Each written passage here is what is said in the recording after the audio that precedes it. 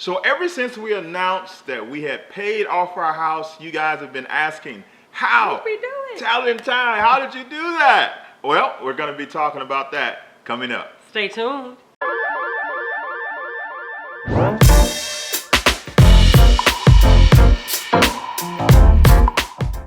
Welcome back to an all-new edition of the Sunday Night Sit Down with America's #1 money couple. I'm Talent. And I'm Ty, and we're from hisandhermoney.com, where we're managing money, marriage, and everything in between.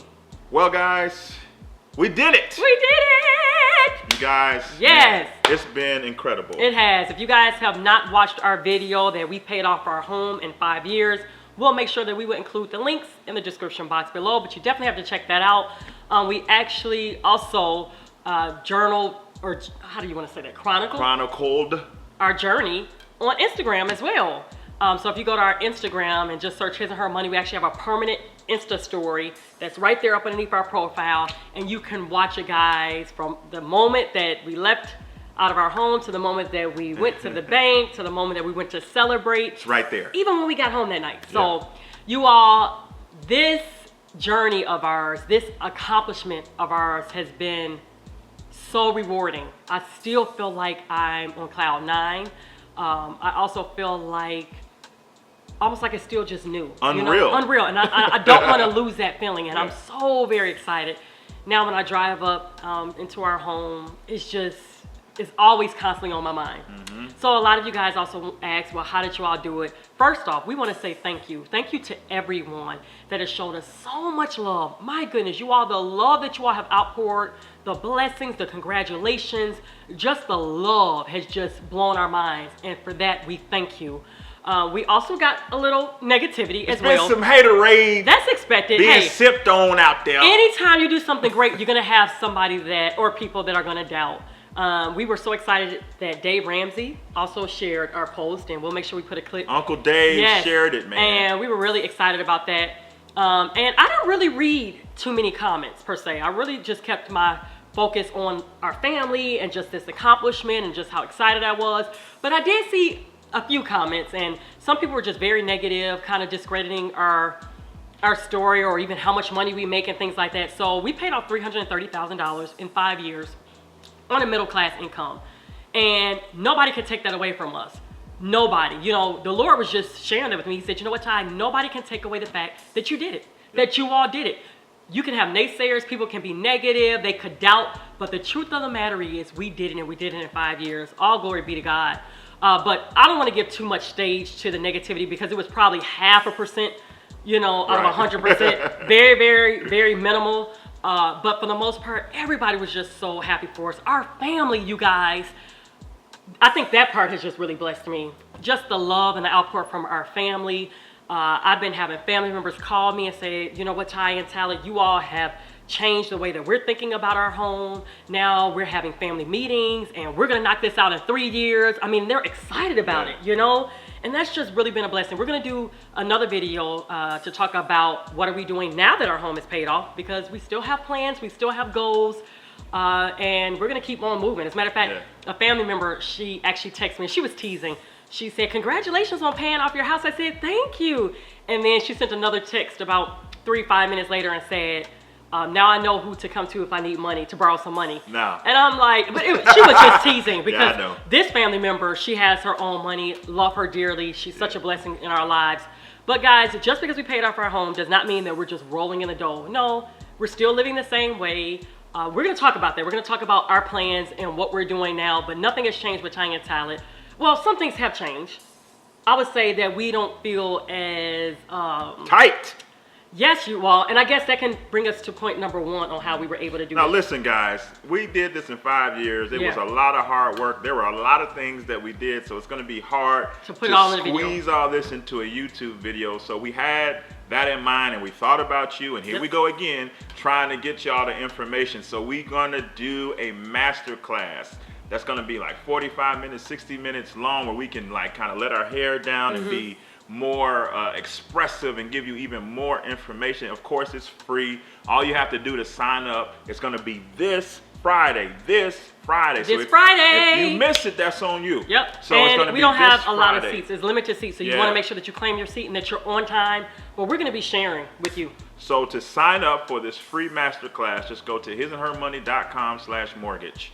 Again, hisandhermoney.com/mortgage to sign up for this free masterclass. But here we go. Here we go.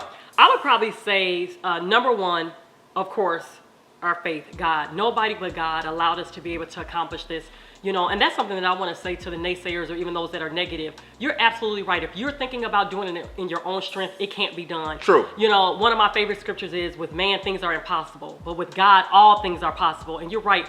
It's impossible if you try to do it in your own strength. But God allowed us to be able to do it. He really did take what we had and he multiplied it. He magnified it. He made it stretch. Literally. And all glory to God. So that's number one. If you look in 2 Corinthians in the 9th chapter, the scripture literally says, for he who gives seed to the sower also gives bread for food. But he doesn't stop there. He says that he will multiply your seed. Multiply. Amen. So when we say like some of this stuff is just like unbelievable, it really is. It really Why? is. Because we, throughout this process and even before this process, have taken on a posture of being a giver. In that same chapter, 2 Corinthians 9, it says that we should purpose in our hearts what we will give. So That's when right. you make that decision, when you Yes. decide like I'm going to give, I'm going to be a giver, there's benefits that come with that. And a big part of this process for us Yeah. has been the fact that we were givers and God multiplied our seed. That's right. Now, out of that $330,000, $25,000 of it was interest, and we thought that it was important to include that. Yes. Because that came in the total number. We paid we that did. junk. And the remainder of it was our loan, as well as we had to do renovations. We purchased probably the ugliest house on the block. Listen, we found the best neighborhood and found the worst house. We did. We really did. And that's important yeah. because one of the key elements to doing what we did is that we bought our house right. We did. That is important. That's right. So one of the things that you got to do is go into the home buying process with a couple of things in mind. For one, before we even found a house, we decided how much was a comfortable mortgage and tax number for us to live with. Because when you go sit down in the bank, they're going to give you a number and says that based on what you make and based on your expenses, you qualify for this. You should go shopping with this amount. And they did that to us. We was like, nah, No, thank you. that's a little too much, bruh. We ain't on that, because you got to remember that they don't factor your life in numbers as far in the same way that you do. Like, they're not going to factor in the fact that you give to charity or give to your church. They're not going to factor in the fact that you like to put your kids in extracurricular activities that cost. All they're looking at is your hardcore numbers, not things or extras that you like to do with your money. And so that's why it's important for you to calculate what's a comfortable number for you, and that's what we did. We also saved up a 20% down payment. We know that's super cliche, and they have 3% And we did that on down. one income. Yeah, one income, one middle class income. I know they have programs for 3% down. I know they have programs Yeah. for no money down. But to put yourself in the most optimal financial position possible is a 20% down payment. That's so right. we did that And as well. That's right. And by doing that, we were able to avoid PMI insurance.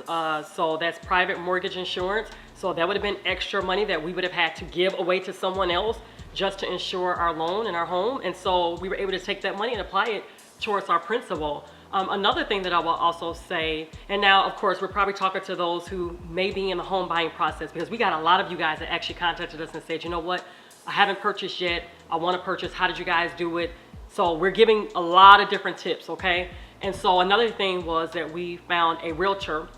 I would probably say that she was probably the best realtor in this area, Yep. I would say. Highly recommended and rated. My gosh, she sold so many homes compared to her colleagues. I mean, she probably did triple. Like, she spent her vacations going to real estate Like, conferences. this was her life. Yeah, she didn't go to like personal vacations. She went to real estate conferences, and that was her vacation. And Yeah. she told us that herself. Yeah. You know, so she was able to show us some homes, but I will say, don't feel pressured.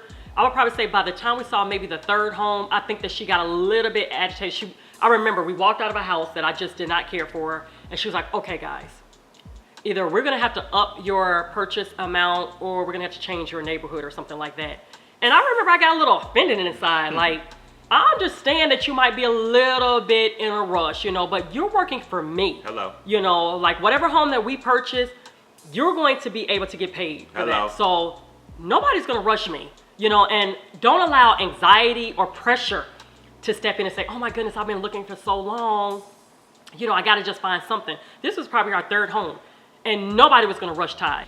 So we weren't pressured. We didn't want to feel pressured. And we went back to the drawing board. And as a matter of fact, the home that we purchased was a home that we found on our own. And she still got the credit, still got the commission because, she was showing us some homes, but we found the home. So I would say that don't feel pressured.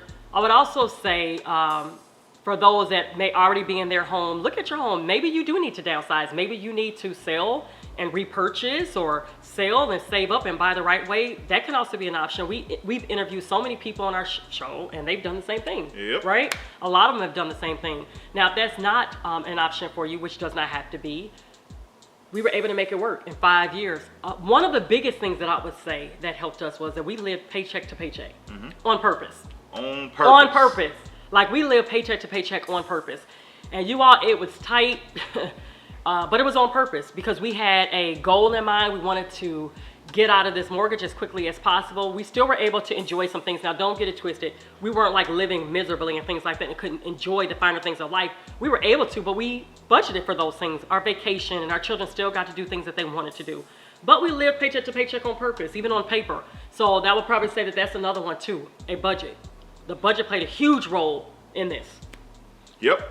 We forced ourselves. A part of the process of living paycheck to paycheck was we accounted for every last dollar, oh my gosh, every last dime, and we put it to use, whether that was bills or whether that was throwing extra money at the mortgage. What we did not do was leave anything to chance.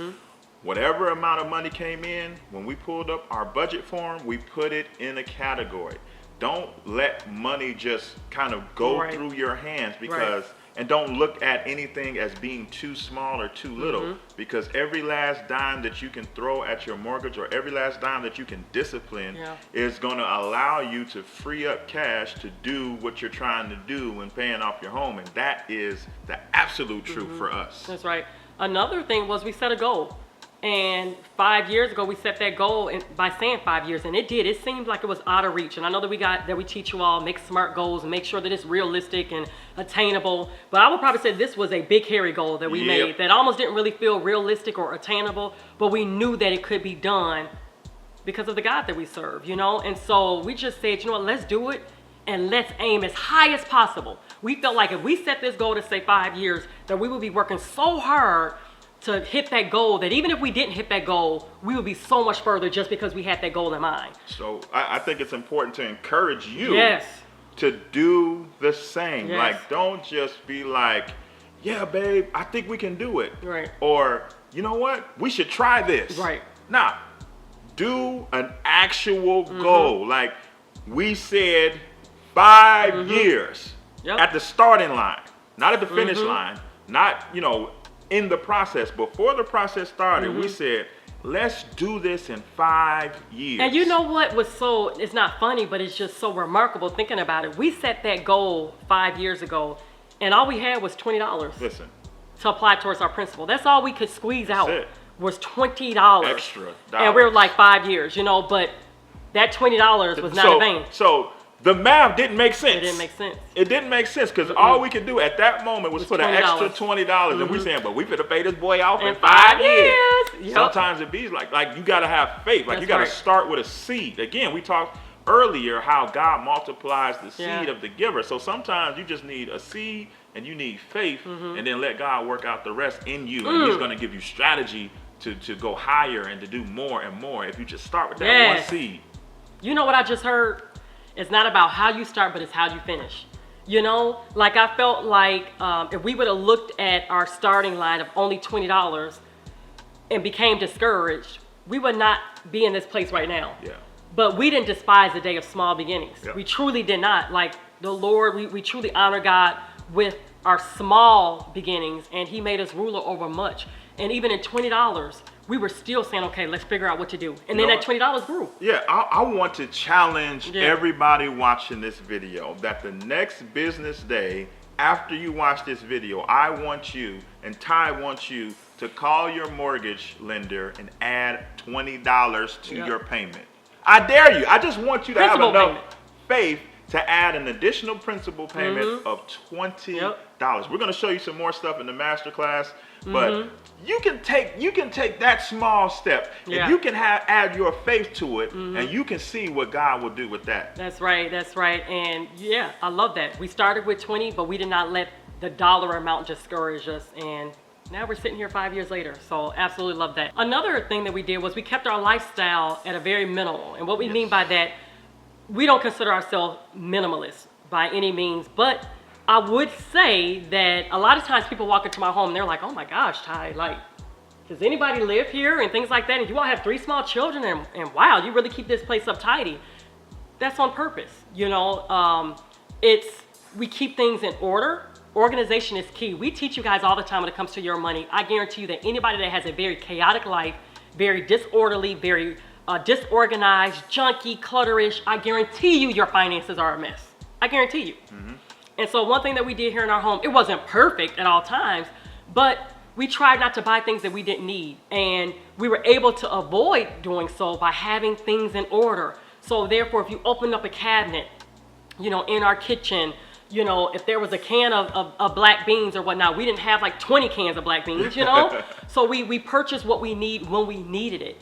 And we've been living this lifestyle, my gosh, since the 12 years we've been married. I think I actually been living it a little bit longer. Probably I was a teenager in high school. Crazy. Yeah, I would keep things like tidy in order. But we kept our lifestyle at a minimum. We enjoyed the finer things of life by enjoying what we already had. We had gratitude and contentment. I think a lot of times. Those are like 2 bad words. Yeah, I think a lot of times people are in the trouble that they're in, or they're in the deep waters because they're not content. They think that they buy things and, you know, and go to different places and buy experiences, that that's going to make them happy. No, it's not. Start to look around and say, I'm grateful for what I already have. I'm grateful for these clothes. I'm grateful for this kitchen table. Yes, would I like to have something different? But in due time, I will. As a matter of fact, we can talk about that. Now, guys, take your time, because I'm sure this video is probably a little bit lengthy, but we're so passionate about this topic. And we want y'all to win, as always. Yeah, and we want you guys to win. So, believe it or not, after we paid off our mortgage, you all wouldn't believe it. Like when they say Murphy hits, it felt like, listen, my gosh, you know, the very day that we paid off our mortgage, my car did not work, right? So we had to pay to get my car fixed. What else? The garage broke. Our garage door broke, like broke. So we had to pay somebody to come do that.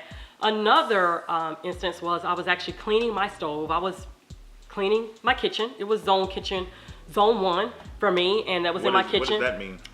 Google it, look it up on YouTube. Zone cleaning. But yes, I was cleaning my kitchen, and this particular day, it was time for me to clean my stove. And I cleaned my stove all day. I had the grates soaking and things like that. And so the last thing that I needed to do was clean in between the glass that's on my stove door. And I noticed that the previous owner, they never did so, and I didn't know how to disassemble it. So I'm like, wait, I see screws here, so let me disassemble it. I looked it up online, I disassembled, nothing happened. So I said, okay, let me disassemble it from the bottom. You all, I went to unscrew those screws. I got on the last screw, and before I knew it, the glass came boom down. Thank God I'm okay. I had glass on my hair, my back, my hands, but thank God I'm alive and I'm okay. But needless to say, we had to buy a new stove.